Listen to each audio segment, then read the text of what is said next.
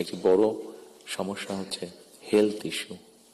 বাংলাদেশে 20 কোটি মানুষ, আমরা স্লোগান দিয়ে হয়তো বলতে পারি যে সকলের জন্য স্বাস্থ্যর ব্যবস্থা করব, আমরা সকলকে স্বাস্থ্য সুবিধা আমরা দিব।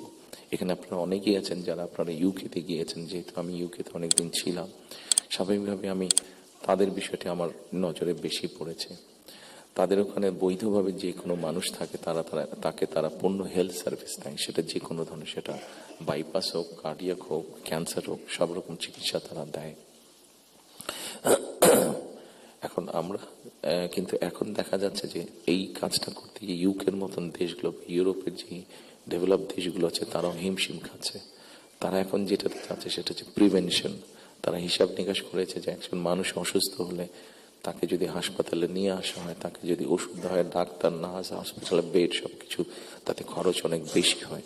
কিন্তু যদি প্রিভেনশন করা হয়, মানুষকে যদি সচেতন করা হয় যে এই খাবারগুলো খেও না, তাহলে তুমি কিডনি প্রবলেম হবে না, এই খাবারগুলো খেও না তাহলে তোমার হার্ট প্রবলেম হবে না, এই খাবারগুলো খেও না তাহলে তোমার ডায়াবেটিক হবে না, মানুষকে যদি এভাবে সচেতন করা যায়, তাহলে দেখা গেছে তাতে রাষ্ট্রের খরচ অনেক কমে আসে, মানুষের সুস্থ থাকে।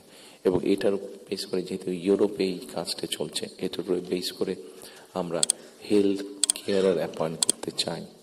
এবং এই হেলথ কেয়ারের অ্যাপয়েন্টের আরেকটি মূল লক্ষ্য উদ্দেশ্য হচ্ছে এরা যেরকম বেসিক ট্রেনিং পাওয়ার পরে গিয়ে মানুষকে সচেতন করবে, অ্যাট দ্য সেম টাইম সম্মানিত উপস্থিতিবৃন্দ, আরেকটি বিষয় বোধহয় আমাদের নজরে খুব আনার প্রয়োজন।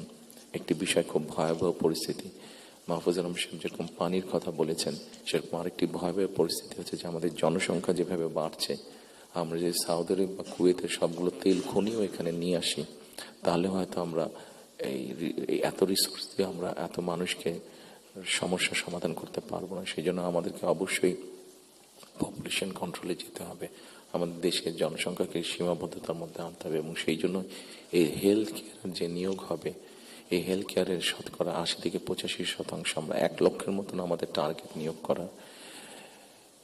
এই হেলথ কেয়ারের 80 থেকে 85% আমরা নারী কর্মীকে নিয়োগ করতে চাই, যাতে নারী কর্মীরা গিয়ে ঘরে ঘরে বোঝাতে সক্ষম হন যে কি জন্য প্রয়োজন হাইজিন মেনটেন করা এবং পরিবারকে সুস্থ রাখা, অ্যাট দ্য সেম টাইম পরিবারকে একটি রিজনেবল সাইজের মধ্যে রাখা, পরিবারের সদস্য সংখ্যা।